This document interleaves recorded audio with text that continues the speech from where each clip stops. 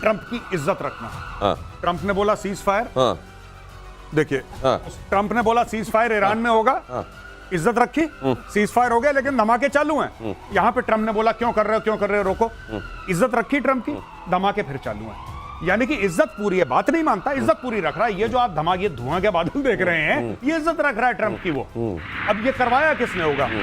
ठीक है, जो उनका प्रेसिडेंट है सीरिया का, उसने तो नहीं अपने ऊपर बम मरवाया है। वहां पे अभी कौन है? इजरायलीज हैं। आप मान के चलिए, हो ना हो इजराइल ने करवाया हो ना हो। तो ये अमेरिका की इज्जत रखते हुए जो किया जा रहा है, बात को मानूंगा नहीं, हुक्म को टालूंगा नहीं, ये दोनों ही बातें वहां जो चल रही हैं उसका ये उदाहरण है। और ये कुल मिलाकर इजराइल को जहां से भी, कहीं दूर दराज से भी ये लगता है यहां मेरे हित प्रभावित करने वाले लोग हैं जो मुझको नकारात्मक रूप से प्रभावित कर सकते हैं, इजराइल इंतजार नहीं करता। लश्कर और जैश की कश्मीर में नई साजिश। अगली खबर देखिए, युवाओं को भड़काने के लिए शुरू किया टीवी चैनल लॉन्च कर दिया युवाओं को भड़काने के लिए। टीवी चैनल के जरिए आतंकियों की भर्ती की जा रही है। सोशल मीडिया पर भी युवाओं को भड़काने का काम जोर शोर से चलाया जा रहा है। बॉर्डर एरिया में आतंकियों की ट्रेनिंग वाले सेंटर फिर से शुरू कर दिए गए। इतनी मार खाने के बावजूद फिर से सब शुरू है। एड भी चलते होंगे, देख लेना उस टीवी पे, मैं आपको बता रहा हूं। किस टाइप के? ये जैसे कि लाइफ इंश्योरेंस के अलग नहीं, हुरों के नहीं सर, ये सब पाकिस्तानी कंपनियां पैसा देती हैं। दे आर टोल्ड कि तुम जैसे बैंक वाले पैसा देंगे, ये पैसा देंगे, वो कुछ लाख रुपए कि चैनल चलता रहे। ये लोग करते हैं। मैं छोटा सा एग्जांपल देता हूं। आदिल अहमद डर जो था, आदिल अहमद डर कौन था? वो कश्मीर का युवा था, कश्मीर का एक आतंकी था, कश्मीर का जैश ए मोहम्मद का था, जिसने पुलवामा का सुसाइड अटैक करा था।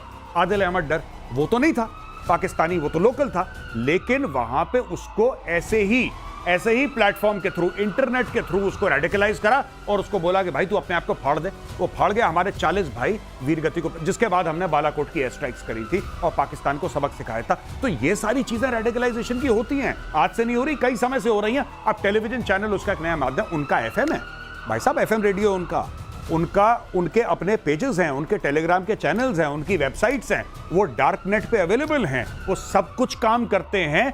और सबसे बड़ी चीज सिर्फ ये नहीं कि वहां पे आम लोगों को, कश्मीर में लोगों को भड़काओ, कश्मीर में लोगों को रेडिकलाइज करो और कश्मीरियों को बोलो कि तुम ये कर दो। वो लोन वुल्फ अटैक्स होते हैं ना, ये भी तो लोन वुल्फ ही था जो करवा दिया इन लोगों ने, तो यही कर रहे हैं लोग।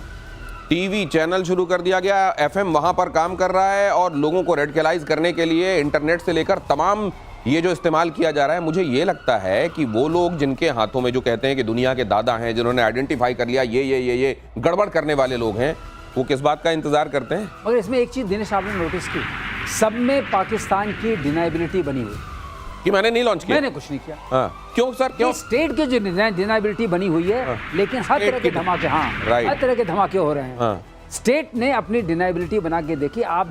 हम जो बात अभी आजकल करते हैं, हमें इनसे सीखना चाहिए। ये वाला तरीका, प्लॉजिबल डिनाइबिलिटी क्या है? हाँ, कैंप बन रहे हैं, अब कैंप में धमाके हुए सीरिया टाइप, हमें क्या पता, मैनू की पता। तो वे अगर जब तक आप नहीं करेंगे, ये एक चीज सीखना, दुश्मन से सीखना चाहिए। मतलब आप ये कह रहे हैं कि पाकिस्तान में अज्ञात बंदूकधारियों को और एक्टिव होना चाहिए? बहुत एक्टिव होना चाहिए। बंदूक से काम नहीं चलेगा, अब धमाकों से काम चलेगा, क्योंकि कैंप बड़े बड़े हैं। मैं तो कह रहा हूँ पाकिस्तान के अंदर ही, जैसे लश्कर ए तैयबा है, आप एक दूसरा ग्रुप पाकिस्तान के अंदर खड़ा कर दीजिए जो पाकिस्तान को सॉर्ट आउट करे, अंदर ही लड़ मरे। क्योंकि पाकिस्तान में तो जज्बे वाली कौम है और हथियार इनका जेवर है। ये लोग खुद कहते हैं हथियार हमारा जेवर है, तो जेवर है तो वेरी गुड। आपको कुछ नहीं करना, आपको एक ग्रुप को फंड करना है जो पाकिस्तान के अंदर है। पाकिस्तान के अंदर आपने ग्रुप कर दिया और वो ग्रुप इनको ठोकता रहे 24 घंटे। No unknown gunman, known gunman होने दो इस बार, नोन। तो वहां पर चल तो रहा है, मतलब नुमाइश तो चलिए, जैसा आप कहते हैं कि डिस्प्ले करके लोग कहते हैं, तो TTP वगैरह डिस्प्ले कर तो रहे हैं कि जेवर पहनाने का मादा हम में है? नहीं, वो कह रहे हैं कि लेकिन TTP के जो ऑपरेशंस हैं, ठीक है ना, और TTP के जो ऑपरेशंस हैं वो खैबर पख्तूनख्वा में हैं। बलोच के ऑपरेशंस, BLA के ऑपरेशंस जो हैं, they are limited to generally, उसके बाहर भी हुए पर जनरली बलोचिस्तान में हैं, लेकिन पंजाब अभी तक महफूज है। और ये जितनी भी बदमाशियां होती हैं भारत के खिलाफ और दुनिया भर के खिलाफ, ये पाकिस्तानी पंजाब में होती हैं। जब तक इनको लाहौर में ये महफूज अपने आप को महसूस करेगा, मैं वर्ड लाहौर यूज कर रहा हूं, मैं मुरीदके की बात और बहावलपुर की बात नहीं कर रहा, मैं लाहौर की बात कर रहा हूं। जब तक ये लोग लाहौर में महफूज हैं, तब तक पाकिस्तान ऐसी बदमाशियां करता रहेगा। लाहौर का इलाज होना जरूरी है। अब सवाल ये है कि अगर ये हो रहा है, क्या किसी भी ये अगर डिनाइबिलिटी के दायरे में आता है तो इसको कम से कम वर्ल्ड फ्रेटर्निटी के सामने इस तरीके से पेश नहीं किया जा सकता क्या कि देखिए पाकिस्तान ये गड़बड़ियां तक कर रहा है, मास कम्युनिकेशंस के जो साधन होते हैं वो मास किलिंग के साधन बनाए जा रहे हैं। दिनेश, हम लोगों ने कितनी बार एविडेंस दिए हैं, 26/11 का एविडेंस। तो आप ये कह रहे हैं सर कि डिनाइबिलिटी हो ना हो, फर्क क्या पड़ता है पाकिस्तान को? फर्क कुछ नहीं पड़ता है। इसलिए आपको एविडेंस नहीं देना है, आपको जज बनना है, आपको फैसला देना है। लेकिन फैसला देकर जो आप कार्रवाई करेंगे, जो पॉज के टाइम में वो ऐसी होनी चाहिए कि डिनाइबिलिटी आपकी भी स्टेट की बनी रहे। तो क्या इन लोगों के इलाज के संदर्भ में मेजर गौरव आर्य जी, डूरंड लाइन वाला मसला भी क्या एक बड़ा मसला है? बहुत बड़ा मसला है। क्या किया जा सकता है उसमें? और आपको पता हो ड्यूरंड लाइन की सबसे खूबसूरत बात क्या है? चाहे वो कम्युनिस्ट हो, नजीबुल्ला जैसा, चाहे इनका राजा हो, चाहे वो तालिबान हो, चाहे अहमद करजाई हो, कोई भी अफगान ड्यूरंड लाइन के इस तरफ वाला या उस तरफ वाला, पाकिस्तान वाला या अफगानिस्तान वाला, ये ड्यूरंड लाइन को नहीं मानते हैं। ये आपके लिए गोल्ड माइन है, गोल्ड माइन है आपके लिए। और मैं सिर्फ ड्यूरंड लाइन की क्यों बात कर रहा हूं? पाकिस्तान के अंदर इस्लाम के 72 फिरके हैं, 72 फिरके, और हर एक फिरका दूसरे को काफिर बोलता है। आपके लिए गोल्ड माइन है। बताइए, ये हाल है क्या? वो सारे के सारे मैक्सिमम लोग, मैक्सिमम, सॉरी माफी चाहूंगा बीच में बोल रहा हूं, मैक्सिमम पाकिस्तानी बरेलवी हैं। बरेली कहां है? उत्तर प्रदेश में। कम पाकिस्तानी जो हैं वो देवबंदी हैं। देवबंद कहां है? सहारनपुर, उत्तर प्रदेश में। आपके पास इतना बड़ा मौका है, चाहें तो पाकिस्तान धू धू कर सकते हैं अगर आप चाहें तो। ये तार कहां से आप पकड़कर पूरे पाकिस्तान को हिला सकते हैं, ये प्रतिशोध इस बारे में लगातार बात कर रहा है। और अगली खबर देखिए, पाकिस्तान की मुनीर फौज पर एक और बड़ी आफत आ गई है। अब उत्तरी वजीरिस्तान में सेना पर अटैक हो रहे हैं। सेना के काफिले पर टीटीपी का हमला तहरीके तालिबान ने किया। आईईडी ब्लास्ट, जरा देख लीजिए ये तस्वीर भी, ये लाल दायरा जो हम आपको दिखा रहे हैं, इस पर देखिए यहाँ हो गई हैप्पी दिवाली इनकी। लेकिन सर ये तो हर दिन आप कह रहे हैं कि ये तो मरवाने के लिए ही लगता है अपने लोगों को यहाँ पर ये आर्मी भेज रही है। ये वो लोग हैं जिनकी पोस्टिंग नहीं हो पाई दिनेश भाई। अच्छा, तो पैसे नहीं दे पाए, जिनके रिश्तेदार पाकिस्तानी आर्मी के एमएस ब्रांच में नहीं है, जिनका कोई बड़ा बुजुर्ग पोजीशन ऑफ पावर में नहीं है, वो धमाके की जद में आते हैं। यही काम बलूचिस्तान में हो रहा है। अब यही काम टीटीपी ने शुरू कर दिया। एकदम देखिए सिटिंग डक जैसा। और ये ना तो जैसा आप कहते हैं कि ना तो रोड ओपनिंग पार्टी दिखाई दे रही है। एक अकेली गाड़ी क्यों? अकेली गाड़ी देखिए, ये एक अकेली गाड़ी चल क्यों रही है? मुझे एक बात समझ में नहीं आ रही। तो ये भी वैसे स्किट्स जैसा आप कह रहे हैं, बिल्कुल उसी तरीके से निशाना यहाँ लगाओ टाइप से है। ये देखिए, ये अब देखिए, सुनिए, सिंपल सी बात है। जब भी चलती है फौज ना, फौज कॉन्वॉय में चलती है दोस्तों। 10-15 गाड़ियां होती हैं, एक लीडिंग व्हीकल होती है, एक पीछे से गाड़ी होती है, और बीच में आपकी रोड ओपनिंग पार्टी होती है। यानी कि जो हाइट है, हाइट्स को ऑक्यूपाई करती है road opening party. Road opening party metal detector लेके पूरे रोड को छानती है, कहीं पे बॉम्ब तो नहीं लगाया है, कहीं पे कुछ आईईडी तो नहीं लगाए, एक एक चीज को सैनिटाइज करती है। फिर वो रेडियो सेट पे बताती है ऑल क्लियर, तब जाके कॉन्वॉय मूव करता है। ये अकेली गाड़ी पता नहीं ऐसे जैसे कंपनी बाग में टहल रहे होंगे। अच्छा, एक बार हो गया, 2 बार हो गया, 10 बार हो गया, भैया कब बुद्धि आएगी तुम्हें? तुम डेली के डेली ऐसे ठोके जा रहे हो। कभी बलूचिस्तान में ठोके जा रहे हो, कभी खैबर पख्तूनख्वा में। ये आपस में बातचीत नहीं करते। एक व्हाट्सएप ग्रुप बना लो, तुम लोग सुनो मेरी बात, पाकिस्तानी फौजियों, एक व्हाट्सएप ग्रुप बनाओ कि इतने ठोके गए, अब तुम लोग ध्यान रखना आगे से। आपस में बातचीत ही कर, ये बात भी नहीं करते। कहीं ऐसा तो नहीं है कि खाने पीने के लाले पड़ रहे हैं, जनसंख्या इस तरीके से कुछ कम की जाए, रिसोर्सेज को कम लोगों में बांटा जाए? दिनेश, ये प्रतिशोध का अच्छा आपने तरीका निकाला कि कम करते जाओ, कम करते जाओ।